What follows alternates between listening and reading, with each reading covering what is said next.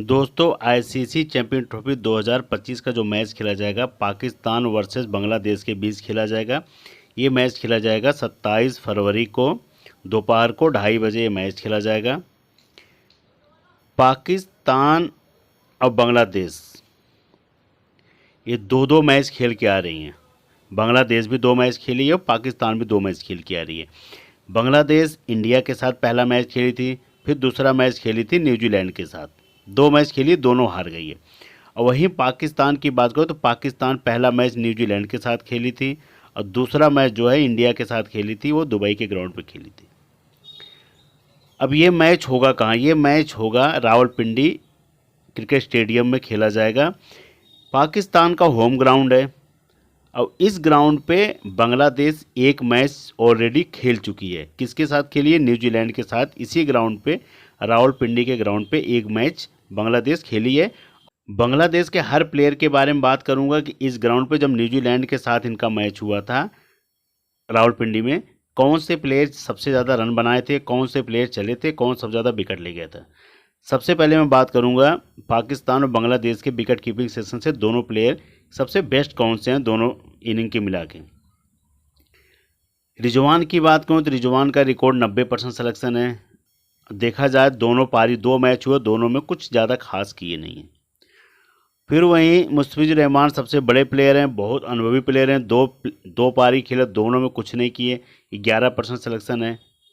उसके बाद जाकिर अली, ये इन्होंने दोनों पारियों में बेहतरीन पारी खेली है। दोनों पारियों, चाहे इंडिया के साथ मैच हुआ हो और चाहे न्यूजीलैंड के साथ मैच हुआ है। 167 पॉइंट है इनका। तो इन्होंने हर मैच में अपना योगदान दिया है। हर मैच में 45 रन बनाए थे जब इनका न्यूजीलैंड के साथ मैच हुआ था। तो इसीलिए मैं कह रहा हूँ कि ये बेस्ट प्लेयर आपके विकेट कीपिंग से एक रहेंगे जाकिर अली, एक रहेंगे मोहम्मद रिजवान। थोड़ा सा इन पे रहेगा, इनके लिए वही है कि जो बहुत ज़्यादा टीमें लगाते हैं उनके लिए रहेगा मुस्तफिजुर रहमान के लिए। लेकिन आप विकेट कीपिंग से 2 प्लेयर आप आराम से लेके चल सकते हो। बैटिंग से बात करूँ तो बाबर आजम भी लड़खड़ाए हुए हैं। अभी 2 मैच का रिकॉर्ड है, कुछ ज़्यादा खास ये नहीं है। चाहे इंडिया के साथ बाबर आजम का मैच हुआ हो, चाहे वो न्यूजीलैंड के साथ हुआ हो। सेंटो ने इस ग्राउंड पे अभी 77 रन मार के आए हैं, जो टीम के कैप्टन हैं। किसके अगेंस्ट मारे थे? न्यूजीलैंड के अगेंस्ट। इंडिया के अगेंस्ट तो नहीं चले थे, लेकिन न्यूजीलैंड के अगेंस्ट इस ग्राउंड पे, रावलपिंडी के ग्राउंड पे 77 रन पारी खेले। मैं आपको बता रहा हूँ, यहाँ पे 77 रन बनाए हैं। वो भी न्यूजीलैंड के बॉलर इतने वैसे नहीं हैं, वो भी ज़बरदस्त बॉलर हैं। तो पाकिस्तान के सामने बना सकते हैं। तो ये अब इसी ग्राउंड पे बनाए हैं, तो ये दिमाग में रखना। बेस्ट प्लेयर हैं। उसके बाद फ़खर जमान को चोट लगी थी, इमामुल हक को लेके आए थे इंडिया के अगेंस्ट, कुछ कर नहीं पाए, आउट हो गए। 18 रन की 18 पॉइंट दिए थे। लेकिन प्लेयर अच्छे हैं, बहुत बड़े नाम है इनका, बहुत आराम से खेलते हैं। इंडिया और पाकिस्तान का होता है तो उसमें प्रेशर तो होता है, लेकिन इसमें प्रेशर तो नहीं होगा। लेकिन इनको टेक्निक से खेलना पड़ेगा पाकिस्तान को जब ये मैच जीतना है तो, क्योंकि ये ओपनर हैं। ओपनर बैट्समैन अगर कुछ नहीं किए तो लास्ट में फिर टीम डगमगा जाएगी। इनके बाबर आजम को, रिजवान को, उसके बाद इमामुल हक को, इनको ही रन बनाना पड़ेगा। फिर उसके बाद आते हैं बांग्लादेश के तौहीद हृदय। ये भी ज़बरदस्त प्लेयर हैं। 51% सिलेक्शन है, 161 पॉइंट दिए हैं। जब मौका मिला इनको तब तब रन मारे हैं। जब न्यूजीलैंड के साथ मैच हुआ था 24 रन मारे थे। उधर इंडिया के साथ मैच हुआ था, अच्छा खासा रन मार के गए थे। तो ये मैं कह रहा हूँ कि इनके जब जब इनकी टीम लड़खड़ाती है तो यही आके इज्जत बचाते हैं। सौ शकील कुछ ज़्यादा खास नहीं है। 62% सिलेक्शन अगर रखना होगा तो इनको रख लेना, क्योंकि एक मैच इन्होंने रन मारा था, एक मैच में इन्होंने 0 पे आउट हो गए थे। सकता है कुछ बदलाव करें, सुमीर सरकार को मौका मिले। एक मैच में मौका मिला था, उसके बाद बैठा दिया गया था। तो अगर बांग्लादेश कुछ बदलाव करती है तो सुमीर सरकार को मौका मिलेगा, तो आजमा लेना, क्योंकि बॉलिंग प्लस बैटिंग दोनों से आपको मौका मिल सकता है।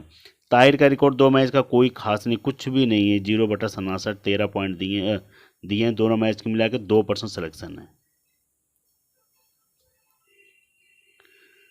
ऑलराउंडर सेक्शन से बात करूँ, मेहदी हसन मिराज ये भी चल नहीं रहे हैं। केवल बॉलिंग, इनको बॉलिंग भी अच्छी खासी मिलती करने के लिए, उसके बाद बैटिंग भी, लेकिन चल नहीं रहे हैं। जिस हिसाब के प्लेयर हैं, जिस हिसाब से आते हैं, उस हिसाब से कुछ भी नहीं कर रहे हैं। इसीलिए इनकी कैप्टनशिप और उसके बाद परसेंटेज धीरे धीरे डाउन हो रही है। आग सलमान, थोड़ा सा इनका रेट बढ़ा हुआ है, 80% है, क्योंकि 113 पॉइंट दिए हैं। ना न्यूजीलैंड के अगेंस्ट उतना कुछ खास किया, ना इंडिया की। लेकिन बढ़िया प्लेयर हैं, जिस हिसाब से अभी फॉर्म में थे उस हिसाब से इनका फॉर्म दोनों टीमों के सामने कुछ दिखा नहीं है। महमूदुल्लाह को सुमित सरकार की जगह महमूदुल्लाह को लेके आया गया था, तो महमूदुल्लाह बहुत बड़े प्लेयर हैं, तो अगर इस मैच में खेलेंगे तो इन पे ज़रूर थोड़ा सा फोकस रखना, ये आपके लिए बेस्ट प्लेयर निकल के आएंगे।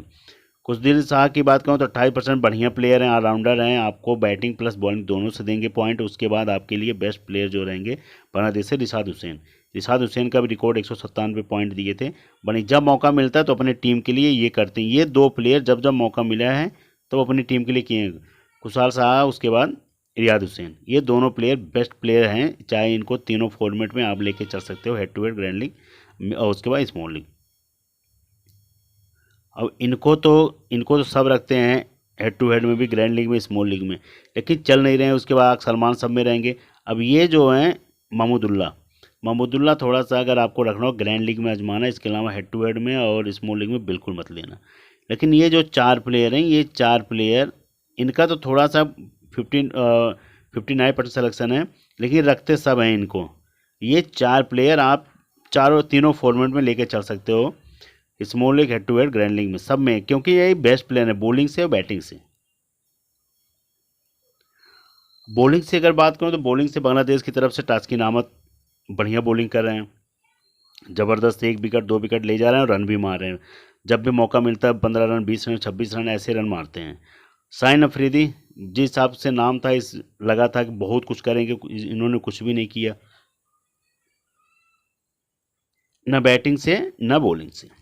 मुस्तफिजुर रहमान बहुत बड़े प्लेयर हैं, बहुत अनुभवी प्लेयर हैं, 20% सिलेक्शन है, इन्होंने भी कुछ खास किया नहीं, 1 विकेट 2 विकेट, एक विकेट से कुछ होता नहीं है, रन बना इनसे।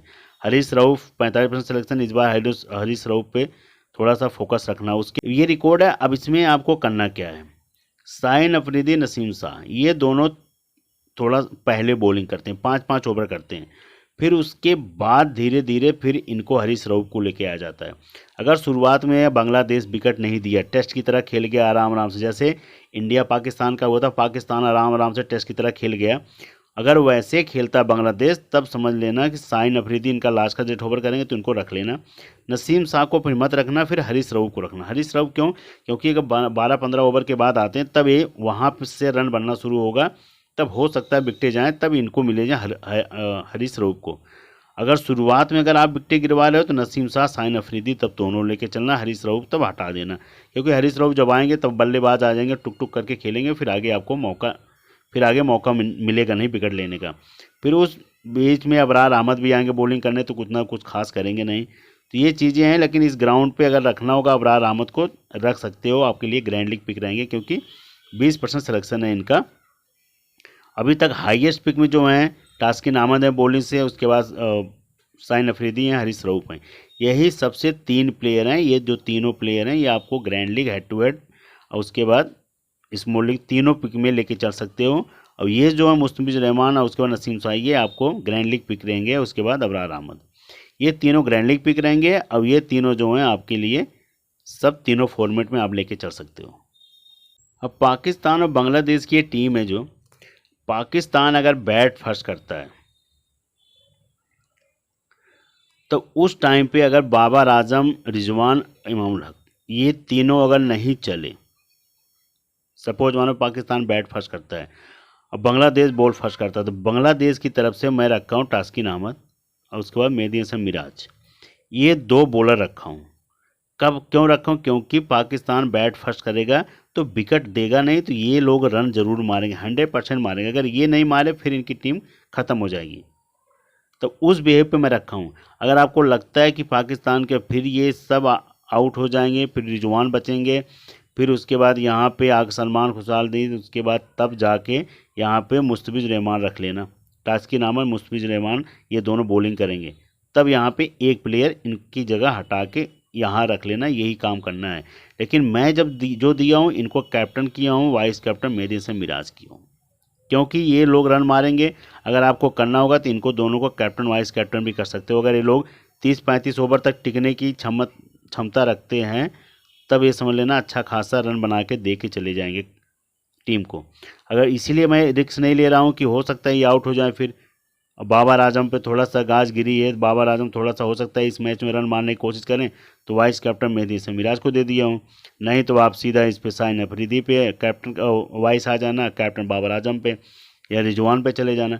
ये आपके पास ऑप्शन दिया हूँ, अगर आपको लगेगा तो फिर हटा देना। मैं ये नहीं कह रहा हूँ यहाँ पे फिर मुस्तफिजुर रहमान टास्किन अहमद, क्योंकि शुरुआत के ओपनर यही हैं, 5-5 ओवर दोनों करते हैं। और उसके बाद पाकिस्तान की तरफ से बॉलर रखा हूँ सलमान खुशहाल शाह को, उसके बाद साइन अफरीदी को। यहाँ पे अगर इनकी खुशहाल शाह को हटा के यहाँ पे हारिस रऊफ रखना है तो हारिस रऊफ रख सकते हो। और जो पाकिस्तान बांग्लादेश के जो बैट्समैन रखा हूँ सेंटो, तौहीद हृदय, उसके बाद तंजीन हसन साकिब, ये 3 बैट्समैन रखा हूँ क्योंकि रन तो ज़रूर बनाएंगे। बांग्लादेश ऐसे नहीं है कि 0 पे जल्दी जल्दी आउट हो जाएगी। एक टीम तो ये है। अब दूसरी टीम जो दिया हूँ, अगर आपको लगता है कि पाकिस्तान बॉल फर्स्ट करता है तो पाकिस्तान बॉल फर्स्ट में तीनों पाकिस्तान के बॉलर रख लिया हूँ, साइन अफरीदी, नसीम शाह, हारिस रऊफ, तीनों बॉलर रख लिया हूँ। उसके बाद पाकिस्तान के 3 ही बैट्समैन रखा हूँ, एक के और ये इमामुल हक, बाबर आजम, मोहम्मद रिजवान।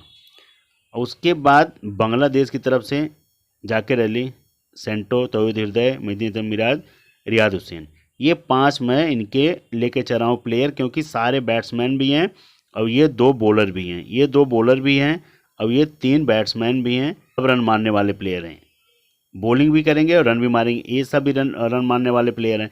तो इसीलिए और ये विकेट कीपिंग करेंगे। तो ये फ़ायदे वाली चीज़ इसीलिए है कि आराम से कुछ न कुछ, क्योंकि इनका रिकॉर्ड अच्छा चल रहा है अभी, इन्होंने लास्ट मैच रन मारते हुए आ रहे हैं, इनका भी रिकॉर्ड बेहतरीन है, इनका तो है ही, इनका भी रिकॉर्ड है।